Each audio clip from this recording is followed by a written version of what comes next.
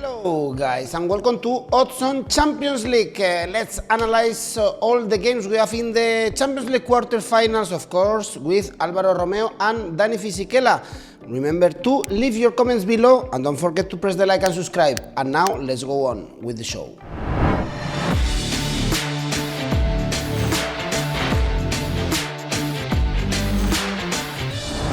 Champions League is back and we have the quarterfinals. How are you, Alvaro, Dani?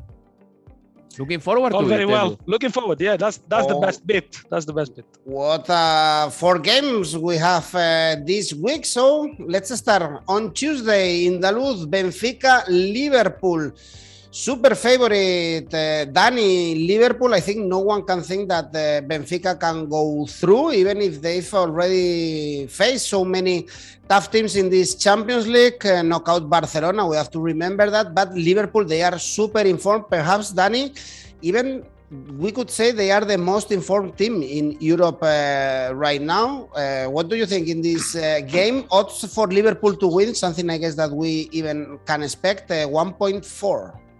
Well, I think, yeah, it's either Liverpool or Manchester City, the most informed teams in Europe. But yes, they're definitely there. And, at the weekend, Liverpool won ugly against Watford. But it was a very difficult game because, after the international break, a lot of players coming back. It's always a tricky game. And they were handed the 12:30 kickoff in England. So that's not a great schedule for them. But they managed to win 2-0, 10 consecutive Premier League win. And now the running starts. That's what really the exciting stuff for Liverpool, who have been there before. They've been there in 2018, they've been there in 2019. They won the title, so they're used to this sort of pressure. Just to give you a sense of what kind of schedule Liverpool has, they'll play Benfica twice, then Manchester City twice, once in the FA Cup semi-final, then they play United, and then they play Everton, desperate Everton, in the derby. So this is really crucial moment, a crucial month for Liverpool. Who was the best player for Liverpool against Watford? Well, probably only the one who didn't go with the national team, Thiago Alcantara. No surprise. Salah and Mane didn't have a great game, but won 5 of the last 6. Liverpool 10th clean sheet in the last 13. You can tell they are fired up. It doesn't matter at the moment the performances domestically. They just need to rack up the points and probably win them all if they want to win the title, and they are in a chance to win an historic quadruple. They come from a defeat against Inter, but it's you don't have to look at the results. I think in the second leg they didn't really have to attack, so and yet they had a few chances. In the first leg they left it late, a very professional performance, and now they go to l'Estadio Daluz, knowing even a draw they could finish the job at Anfield. And it's a team, Benfica only kept 1 clean sheet in the last 13, so not exceptional defensive. Usually English teams have got good records when they play to Portugal. Look, I think Liverpool are solid, are getting back some of the good players. For example, Alexander-Arnold is going to be fully fit after the slight injury. I can't expect Liverpool to win, but if anything, I would expect Liverpool to keep a clean sheet as they did in Milan against Inter. So Liverpool clean sheet, that's the best odds I could find on Oddspedia, 210. The problem, Dani, Alvaro, is that the odds for Liverpool, if we are back in Liverpool, are very low. The bookies really trust this Liverpool. So the value is in Benfica. We can say many good things about Benfica, Alvaro, but it's also very difficult to untrust this Liverpool. Many times we tend to think that English teams don't travel very well in Europe. But remember, they won at Porto, Milan, against Atletico and against Inter so far, this Liverpool away in the Champions League. Yes, and I think at Liverpool lately they've been enjoying their trips to Portugal. Portugal is a very special place for Jurgen Klopp as well, because his love affair with Liverpool started here, because he was in Portugal when Liverpool contacted him first to be Liverpool manager. I think that Liverpool is the favorite for this game. The bookies think that, obviously, and the logic is extremely understandable. At the end of the day, Liverpool has only drawn 1 Premier League game in 2022. It was against Chelsea.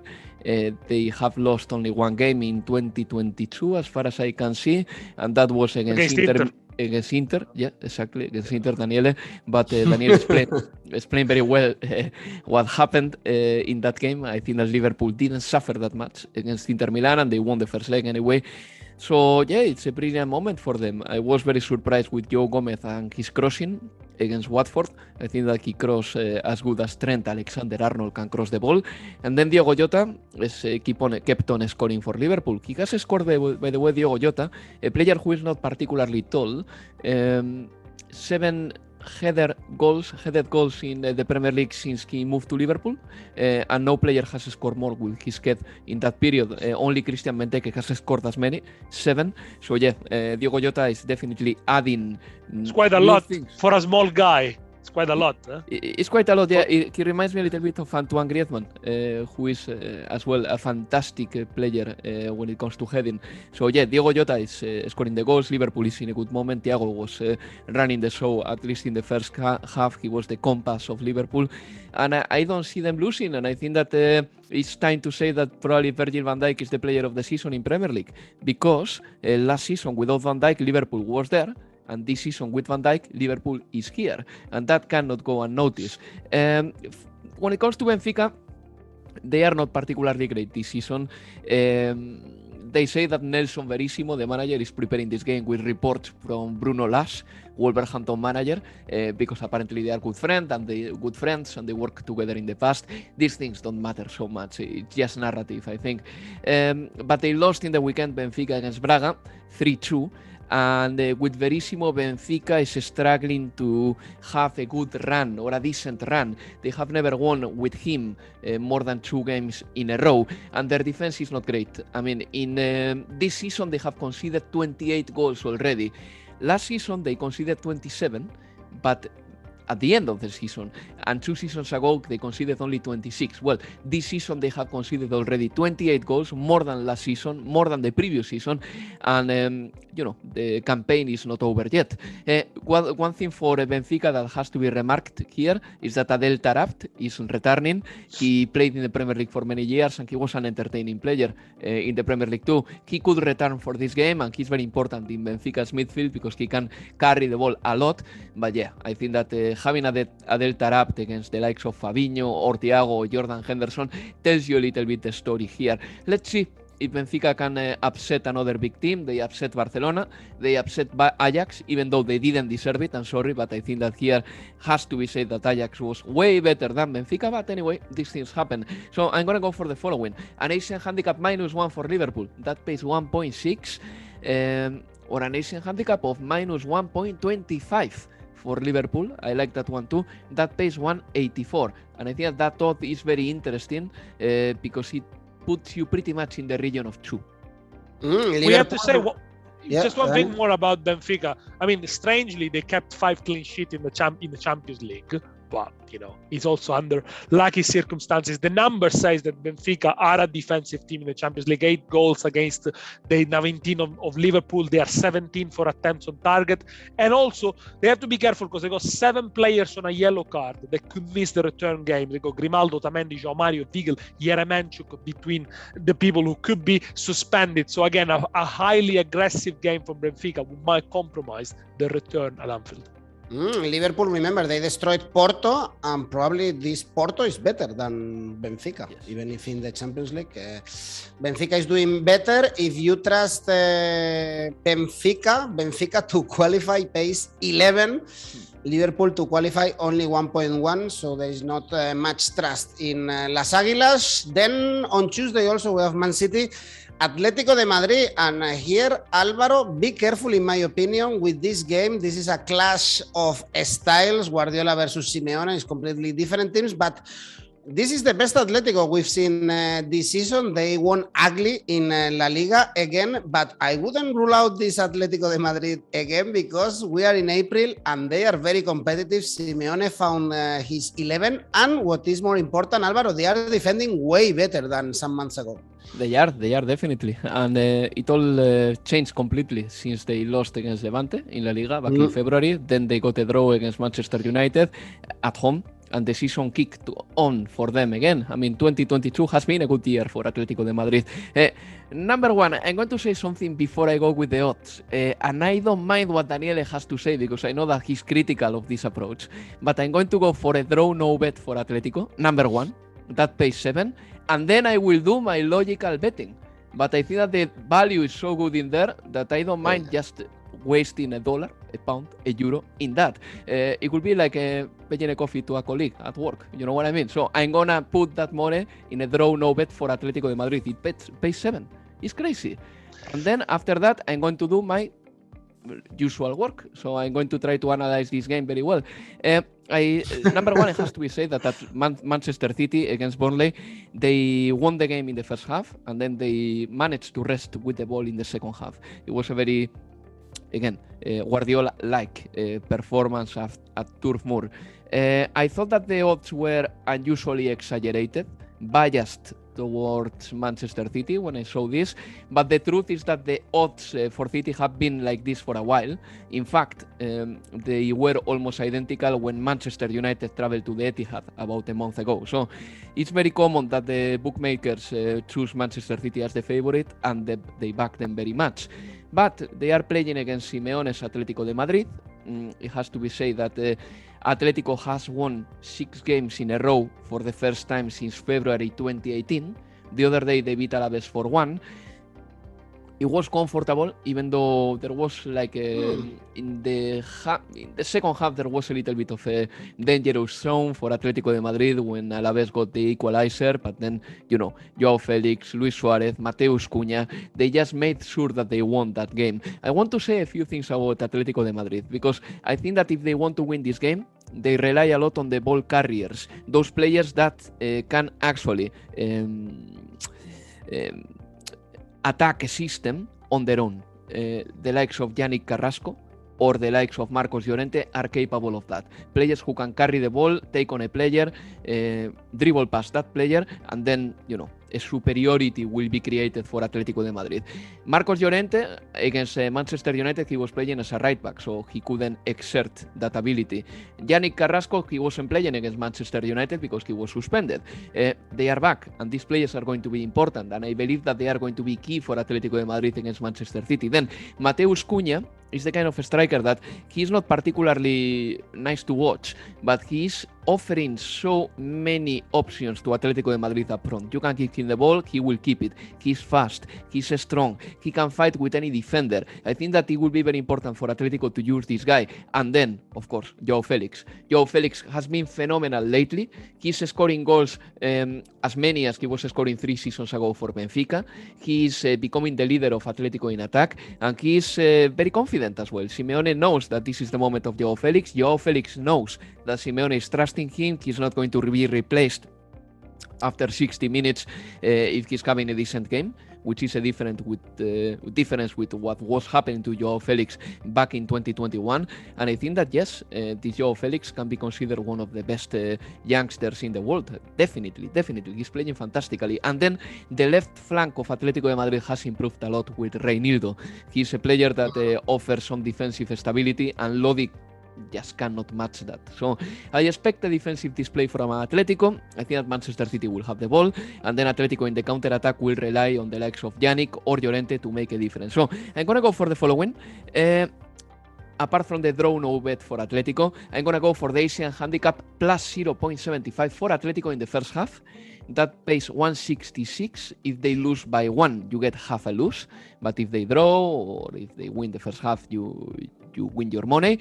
And I kind of like the both teams to score as well. That pays 210. I know that both defenses are very good, but at the same time, Atletico scoring away and Manchester City scoring a goal is something that I don't find impossible. Both teams to score 210 is a good value too. Probably, Dani, we will see a game without strikers because Alvaro was mentioning Cunha, but usually he's a substitute, and it's going to be Griezmann and Joao Felix, and also Man City, they play without a striker. So probably it's more a midfield game. Let's see if Pep Guardiola stick with the same formation that has given him a lot of balance this season in the Champions League, with Mahrez up front, who's the top scorer in the Champions League, with Rodri, with Fernandinho, or if he changes. Sometimes the problem with Man City, with Pep Guardiola, is that he overthinks and he overchanges. And last season final started without Rodri and without Fernandinho and handed the midfield to Chelsea, with them in the counter. By the way, that's the only defeat that Guardiola suffered in the last 9 knockout games of the Champions League. But Guardiola will be mindful of that semi-final in 2015 with Bayern Munich against Atletico Madrid, against Simeone. They were the better team, but they changed the way they play. And in the end, despite having all the ball and all the chances, Atletico Madrid did the job. By the way, back then there were... Was a siege. Of course, because Bayern Munich were better apart from 20 minutes in both legs, but because of the away goal rules, Atletico Madrid prevailed. Now, I think for Simeone to lose the away goal rules in the Champions League is a little bit like when you lose a dear relative. It's a dear loss for him, because he cannot play that sort of games anymore. I mean, have they got an incentive to attack, considering there is no longer the away goal rules in the Champions League? And that was a big lever for Simeone team. So I think they're going to leave the ball completely to Manchester City. And the difference is that when they did it against Manchester United didn't have enough quality and they didn't move the ball very well. But this Manchester City could do it. So I see Manchester City very, very favorite, as long as Pep sticks to what he knows. Second top scorer in the Champions League, 23 goals scored for Manchester City. Second for attempts, first for attack. Yes, only 2 clean sheets in the Champions League so far this season, but that's because they were also in a very difficult group. The issue with Man City could be the players they can miss. They are without Ruben Dias. Walker is still suspended. Stones maybe is injured. He picked up an injury against Switzerland. Sterling and Foden were impressive with England, but I think Sterling won't start this one. Let's see. It's about the rotation. Again, Pep Guardiola showed us how good he is at making rotation, and this month it's crucial. As much as for Liverpool, it is for Man City, because obviously they play each other and this is the Champions League in between, and obviously the race for the title. Only Bernardo Silva has started 29 games out of 30 so far this season. Everyone else started less, so a lot of rotation. But as I said, Mahrez started all the Champions League games, so I'm expecting to start as well. 4 wins, 2 draws in the last 6 games for Manchester City. They are the best defense in Premier League, only 18 goals conceded, 8 clean sheets in the last 11. Burnley didn't press them at all and allow them to play with the ball. Is Atletico going to do the same? Atletico obviously are more threatening on the counter. Only 1 loss in the league since October. That was against Spurs at home. As I said, I cannot see the draw, no bet for Atletico Madrid. I cannot see them having any motivation to attack. Manchester City to win 2-0 to 20. I think this is going to be like Guardiola going to the dentist, this Man City Atletico. Be careful in my opinion with this Atletico de Madrid. Then let's move on. You praise also very favorite Man City, also Liverpool. This one I think is way more balanced. Chelsea, Real Madrid. Dani, perhaps also we are going to see the best 2 goalkeepers in the world, in your opinion. We have Chelsea's goalkeeper is the best one. We saw Courtois doing an excellent save again in Balaidos. If you haven't watched it, please go and watch it in a free kick from Iago Aspas. And talking about this weekend, we saw Real Madrid bouncing back and playing really bad, really bad against Celta. So I don't think Real Madrid is full of confidence. And also Chelsea crumbling against Brentford. The history between these 2 teams, Real Madrid haven't won in Stamford Bridge, is favorite. We have the history of last year as well. But this is very different, no? Dani, this Chelsea is worse than last year. They have problems in the club. How do you see this tie? Very balanced, in my opinion. Very balanced and very, very tight. And you do mention the two goalkeepers, of course, outstanding, but also the both defenses. The centre-back pairings are very, very reliable. Last year in the semi-final was 2-0 at Stamford Bridge. A Kante man of the match in both legs. That tells you, how tight and how a very big battle it was. But Chelsea, the weekend they lost surprisingly against Brentford. Everything was going for them. Scored with Rudiger, a Warden goal, and then they let 4 in. But in the end, these things can happen. I remember last season they lost 5-2 to West Bromwich Albion, and West Bromwich Albion ended up being relegated, and Chelsea ended up winning the Champions League. It can happen. It is a very intense season, and after all, Chelsea were coming after a very good March, 5 wins out of 5, and then also, after the international breaks, these games are always difficult. You got players coming back from all over the world. Sometimes the concentration is not quite there. Not that Brentford didn't have international players, but perhaps a little bit less pressure on the shoulders when they play for the national team. Anyway, they lost this game, but they also kept 5 clean sheets in the last 10. They're still the 3rd best defense in the Premier League. The attack is at the same level of last year. They don't create enough. They don't score enough. They bought a player like Lukaku that they cannot fit in. Tuchel doesn't want to change the way they play to fit Lukaku more. And if they miss the 2 wing backs, Chilwell might be out probably for the rest of the season. Reece James is just coming back. It becomes out of a sudden a very predictable and defensive team. They scored 17 though in the Champions League, the same number of goals of Real Madrid, very similar numbers in terms of attacks and shot on target. So these two teams probably are at the same level. Look, Chelsea need to be praised because despite everything that happened outside of the field, they remain focused, and I think they'll have no problem in finishing the 3rd position. Can they knock out Real Madrid? I don't know, but if you look at the history, of Chelsea playing in the Champions League at home, 7 clean sheets in the last 9 European Champions League home games at Stamford Bridge. So usually that's where they build their success. Tuchel might revert to the same old back Chelsea last year, difficult to beat, hit one on the counter, and there's always the second leg they can count on.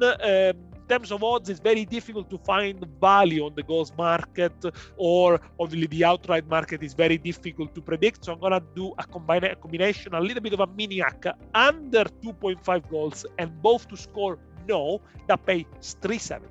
Alvaro, Dani analyzed very well Chelsea, but talking about Real Madrid, there is a lot of negativity around the atmosphere, also a lot of criticism around Ancelotti, because despite even if we see the table in Primera División, Real Madrid, they are not playing great, and he's not shuffling well the cards, so it's not very green also the pitch and the grass at Real Madrid Stadium.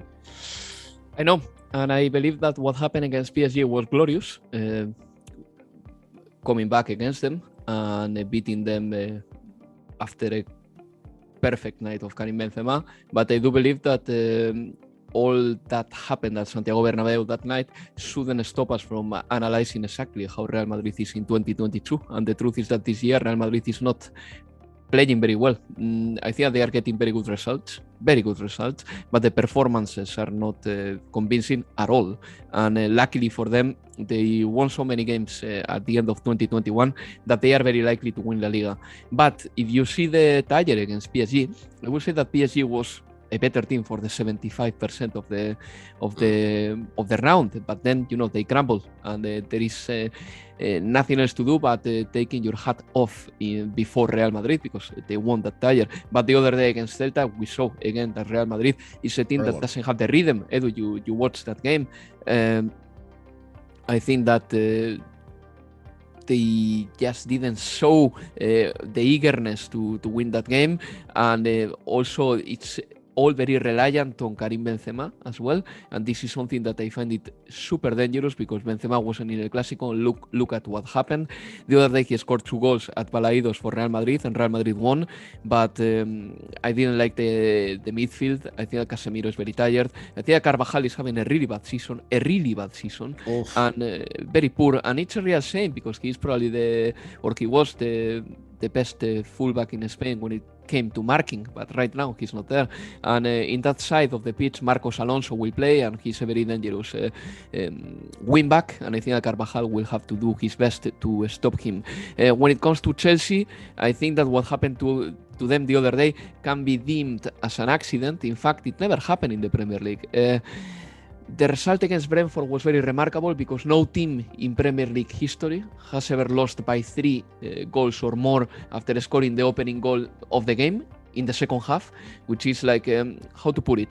No team in the Premier League has ever lost a football game after scoring the 1-0 in the first half at home. They have never lost by 3. Well, Chelsea did it. And, I think that you can put it down to the international break. Maybe you can put it down to the rotations. The fact that Jorginho didn't start counts for me a lot. The fact that in defense they played with a 4-man defense instead of a 3-man defense may count as well. I think that the Rosetta Stone of Chelsea is playing with the 3-4-3. Antonio Conte left that there, and Thomas Tuchel was very clever to follow up with that. But for this game, I think that Chelsea is a slightly favorite. I'm not going to commit myself to the tie, but for this game, I'm going to back Chelsea because I think that Real Madrid lately have been very bad, worse than Chelsea, and in fact, what happened against Barcelona and what happened especially against Celta is a warning. So I'm going to go for Chelsea to win. That pays 2.16. By the way, Spanish clubs do very bad in Stamford Bridge historically. The last one to win then was Valencia, but normally Barcelona, Atletico, Real Madrid last year have struggled there. So Chelsea to win 2.16. And I like the over and under market here for goals. I think that under 2.5 goals is more likely to happen than over 2.5 goals. So under 2.5 goals, 184. And let's don't forget that Chelsea last season beat Real Madrid 3-1 in the aggregate. So, that is the latest precedent. And I can see this time something very similar happening if Real Madrid doesn't raise their form very quickly. And was way better than Real Madrid actually last season. I guess also Ancelotti will learn from his mistakes because in the Parc des Princes, Real Madrid was so defensive and so poor. If he makes the same tactics, he cannot go back actually to Madrid, I think, because he was heavily criticized. This is way balanced, and I guess the more clear is the next one, no? Villarreal, Bayern Munich. I think everyone expects Bayern Munich to be in the semi-final. Perhaps Villarreal is the weakest team in these quarterfinals. We saw also them losing Alvaro in La Liga playing away this season. I guess the only question here is if Bayern Munich is going to repeat also the mistakes from Salzburg. They were very, very, very close to lose that game and compromise also the tie. I guess also they learn from their mistakes and they will be more aware in La Cerámica. They are going to be more aware, Edu, and I think that Salzburg and Villarreal present very different challenges. I mean, Salzburg was happy to go full speed against Bayern, and they were very happy to give each other a chance, right? Salzburg's plan was very simple. All right, Bayern may have a chance, but in the counter-attack, we're going to have another one. Let's see what happens. And it was a draw. But I think that Villarreal plays very differently. Villarreal calculates a lot every movement. I think that Villarreal won't take many risks. There is one thing that Villarreal does that is very remarkable. I don't think that no other team in the Champions League right now does it. Basically, Unai Emery is always telling their players not to pass the ball in one touch. Because that may trigger ball losses. So if you watch Villarreal, normally all the players, or at least the defenders and the midfielders, they always touch the ball at least twice. They have it, they control it, and then they pass it because they don't want to lose the ball in key areas. And maybe this is because Unai Emery understands that his team is very bad running backwards. They don't have fast players. The only one is Capoue, but Pau Torres, Albiol, I would say that Parejo, all those players in the central areas are very slow. So that's why Villarreal doesn't like losing the ball. And then normally Villarreal imposes their rhythm. They did it against Juventus, for example. They did it against Chelsea in the European Super Super Cup. They did it against Manchester United in the Europa League. But I think that Bayern knows how to impose their rhythm too. So I think that this is going to be quite interesting to see. I think that Bayern is going to impose their rhythm this time against Villarreal, and Villarreal are going to have to run, and they don't like that at all. Villarreal, since they beat Juventus, by the way, they have lost 2 games in La Liga, one against Cádiz, another one against Levante, and some players made grotesque, terrible individual mistakes. Against Levante, Estupiñán made a massive mistake, and Pau Torres was awful in one of Morales' goals. I am so disappointed with Pau Torres, by the way. In the last 10 months, he's been a shadow of the player I thought he was going to be. But anyway, talking about Bayern, I think that the more remarkable thing of Bayern this weekend is that they played with 12 players for a little while. But they have recovered, look, so many key players. Manuel Neuer didn't play against Salzburg away. Manuel Neuer is back. Goretzka, after being 4 months injured, is back. And Nagelsmann, after the game, praised Goretzka so much. He said that Goretzka is a thoughtful player, in the sense that he's a player that during the game is already considering everything, and he manages to obey all the tactical instructions that Julian Nagelsmann is giving him. So Goretzka being back, Neuer being back is so important. The only key player of Bayern that is absent for this game and for the remainder of the season is Alphonso Davies. But Bayern the other day against Freiburg had on the bench Gnabry, Sabitzer, Musiala. That is what I called a squad depth. Finally, Bayern has found it again in the most important time of the season. For this game, I'm going to back Bayern. I think that Bayern, when they win, they tend to win by more than 1 goal, so I'm going to go for the following. Asian handicap -1 for Bayern, 204, or something a little bit more conservative, Asian handicap -0.75 for Bayern, 177, meaning that if they win by 2, you win. If they win by 1, you get half a win. Look, I agree completely with Alvaro. Bayern belong between the top 4 teams in Europe, or belong the top 5. So yes, they will qualify. And I think this is a sort of game that if they score the first goal, Bayern, the tie is over probably, because then Villarreal will have to come and the attack, expose themselves, leave some spaces, and Bayern will punish. Bayern, thrives with high possession, and they can dictate the game. And I think Villarreal will allow them to do that. They will sit back. Somehow they did how they did against Juventus in Torino, but the difference is that Bayern has got so many players that can hurt them. And the things they did against Salzburg, they played with Sane, Gnabry, and then Coman very wide to try to draw defenders wide, and there were plenty of space, plenty of chances for Müller, and of course Lewandowski. They're not playing particularly pretty, Bayern, but they have hit form, and maybe they hit form in the right moment of the season. Lewandowski, of course, top scorer in Champions League, 12 goals. They've already scored 85 goals so far this season in Bundesliga after 28 games. This is a record, by the way. They only lost 1 game since November. So again, careful with Bayern. Against Freiburg, first half a little bit lethargic, the second half much better. As Alvaro mentioned, Goretzka was great, but also impact from the subs. Gnabry, Sabitzer also scored, Musiala. I think the only dilemma for Nagelsmann at the moment is, where does he play Sane? Does he play on the left wing? Does he play on the right wing, where he's not quite effective? Because Coman is good on both sides. So apart from that, I think the Bayern formation is sorted. Yes, I think Bayern are going to win, and they're going to win by many goals. So I'm going to stick with the Asian handicap -1, 204 for Bayern, as Alvaro said. Very Frenchy, actually, Bayern Munich. The whole defense was French. Let's see if they struggle. We all expected Bayern to win easily against Salzburg, and they struggle in Austria. Dani, very favorite Bayern. We've analyzed all 4 games. Let's go with your ACCA then for these quarterfinals. 4 games, and Liverpool to win in Portugal, Manchester City, Atletico under 1.5 goals in the first half, Chelsea, Real Madrid, a double chance 1x for the home side, and Bayern to score the first goal and put the tie to bed. Total odds, not great, 4.18. Alvaro, yours?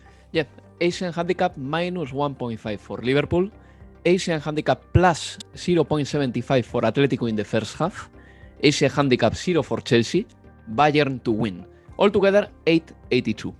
We have to say that there are very good odds if we trust the underdogs here, because we have huge favorites in Man City, Liverpool or Bayern, so you have good value if you go for the underdogs. Thanks, Atletico. guys. See, or Atletico, for instance, yeah, Atletico, Villarreal.